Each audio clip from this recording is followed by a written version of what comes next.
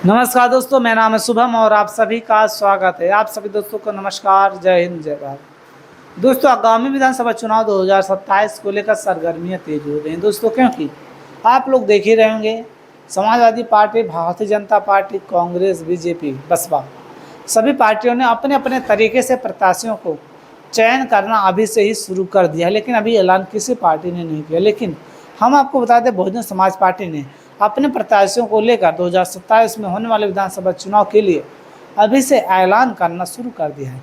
अभी से ही दोस्तों 2 दर्जन से ज़्यादा ऑफिशियली अनाउंस भी कर दिया है बहन जी की पार्टी, बहुजन समाज पार्टी ने।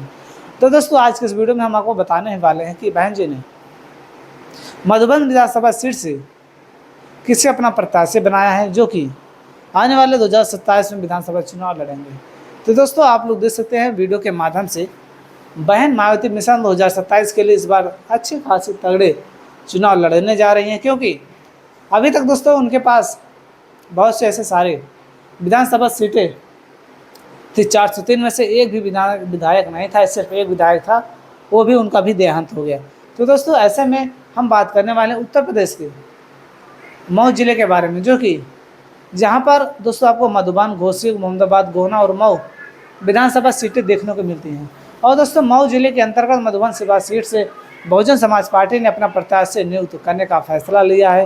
वहीं पर दोस्तों प्रत्याशी का क्या नाम है, हम इस चीज़ को भी समझेंगे। और वहीं पर मधुबन विधानसभा सीट से चंद्रशेखर आज़ाद की पार्टी, आज़ाद समाज पार्टी ने भी अपने प्रत्याशी उतार दिए हैं, और उन प्रत्याशी का क्या नाम है वो भी दोस्तों हम समझेंगे। तो दोस्तों, आप लोग देख सकते हैं यहाँ पर बहन जी की जब भी जनसभा होती है तो जनसंख्या की कमी नहीं होती है। दोस्तों, आप लोग देख सकते हैं चंद्रशेखर आज़ाद का एक जनसभा। और दोस्तों, आने वाले 2027 विधानसभा चुनाव में भरत भैया, जो बहुजन समाज पार्टी से बिलोंग करते हैं और ये भारतीय जनता पार्टी को छोड़कर बहुजन समाज पार्टी में शामिल हुए, और इनको ही बहन जी अपना प्रत्याशी आने वाले 2027 के मधुबन विधानसभा सीट से नियुक्त करने का फैसला लिया है। उन्हें अपना प्रत्याशी बनाने जा रहे हैं। तो दोस्तों, आने वाले 9 अगस्त को एक घोषणा भी दोस्तों ऑफिशियली हो जाएगी, आप लोग देख सकते हैं।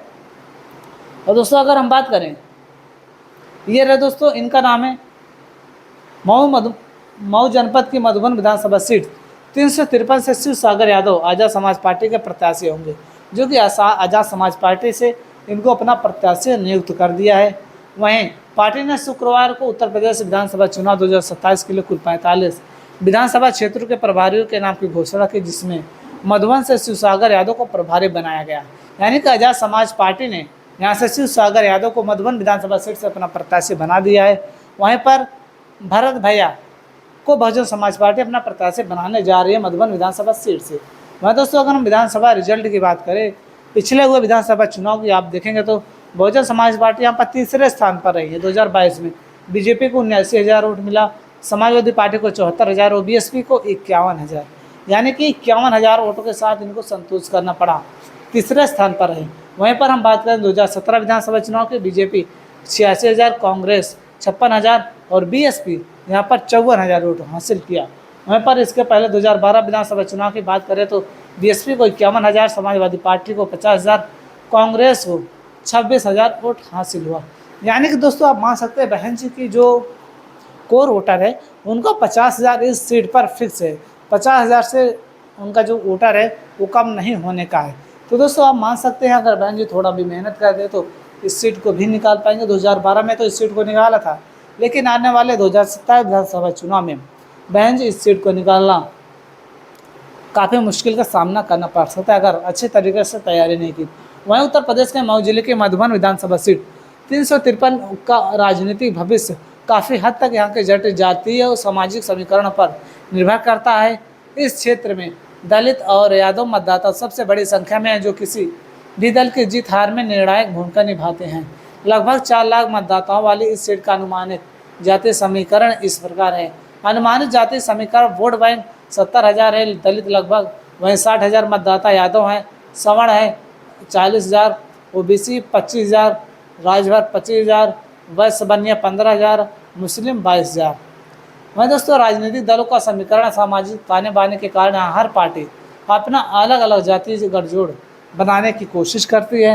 वहीं पर भारतीय जनता पार्टी मुख्य रूप से यहाँ सवर्ण, ब्राह्मण, भूमिहार, राजपूत, वैश्य और गैर यादव ओबीसी जैसे चौहान और राजभर मतों के ध्रुवीकरण पर भरोसा करती है। वर्तमान विधायक रामविलास चौहान है। इसी समीकरण के दम पर 2022 में उन्होंने चुनाव जीता था, जो कि मैंने आपको बताया है।